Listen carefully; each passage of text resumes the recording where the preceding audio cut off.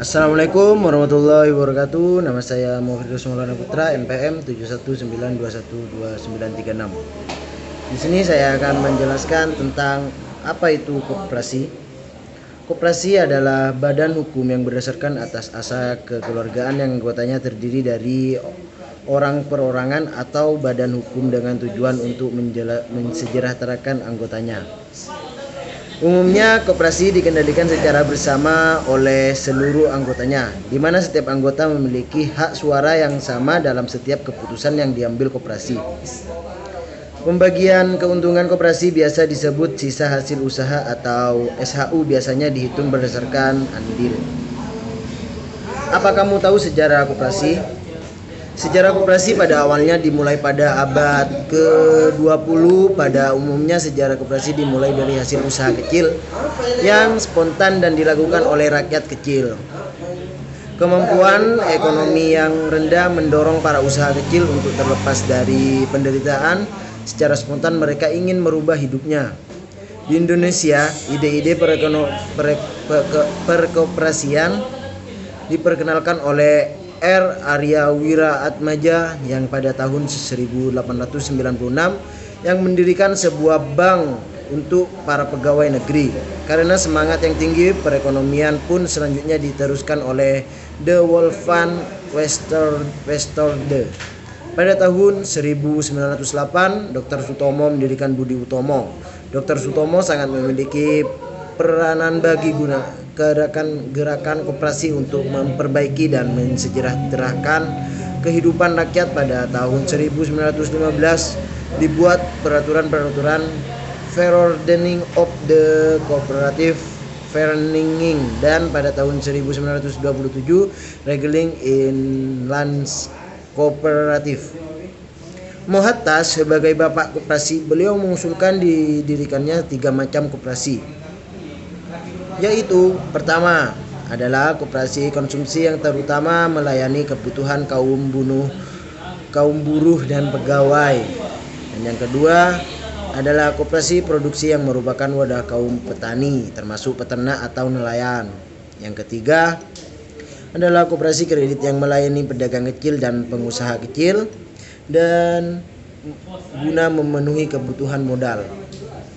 Apa saja landasan koperasi? Yaitu ada 3. Landasan ideal Pancasila, yaitu sebagai sarana untuk mencapai masyarakat adil dan makmur. Koperasi tidak lepas dari landasan-landasan hukum. Sebagai landasan berpijaknya koperasi Indonesia adalah Pancasila. Ketiga, landasan operasional pasal 33 Undang-Undang 1945, yaitu Undang-Undang 1945 pasal 33 ayat 1. Perekonomian Indonesia disusun sebagai usaha bersama atas asas kekeluargaan. Dalam penjelasannya antara lain dinyatakan bahwa kemakmuran masyarakat yang diutamakan bukan kemakmuran perorangan, dan bentuk perusahaan yang sesuai dengan itu adalah koperasi. Undang-Undang Koperasi Nomor 25 1992 tentang perkoperasian. Asas koperasi apa saja? Yaitu ada 2. Asas kekeluargaan. Asas ini mengandung makna adanya kesadaran dari hati nurani setiap anggota koperasi untuk mengerjakan segala sesuatu dalam koperasi yang berguna untuk semua anggota dan dari semua anggota koperasi tersebut. Jadi bukan untuk diri sendiri maupun beberapa anggota saja, dan juga bukan dari satu anggota melainkan mencakup semuanya. Dengan asas yang bersifat seperti ini, maka semua anggota akan mempunyai hak dan kewajiban yang sama. Asas gotong royong.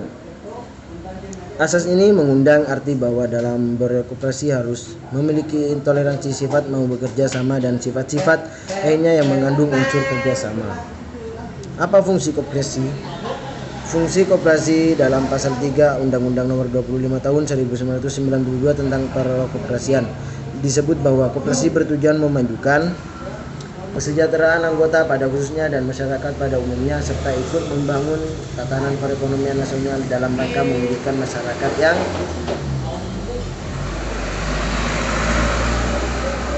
pertumbuhan dan perkembangan koperasi Indonesia.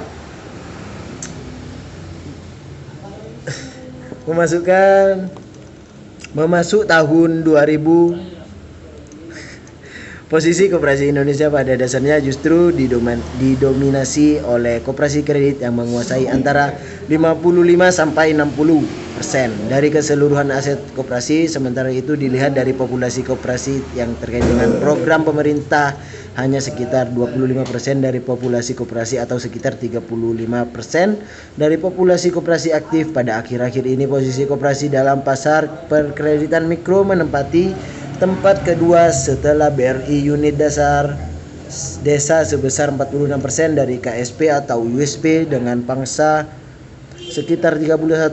Dengan demikian, walaupun program pemerintah cukup gencar dan menimbulkan distorsi pada pertumbuhan kemandirian koperasi, tetap hanya menyentuh sebagian dari populasi koperasi yang ada, sehingga pada dasarnya masih besar elemen untuk tumbuhnya kemandirian koperasi.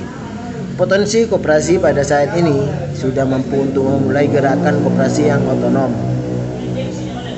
Namun fokus bisnis koperasi harus diarahkan pada ciri-ciri universitas kebutuhan yang tinggi seperti jasa keuangan, pelayanan infrastruktur, serta pembelian bersama.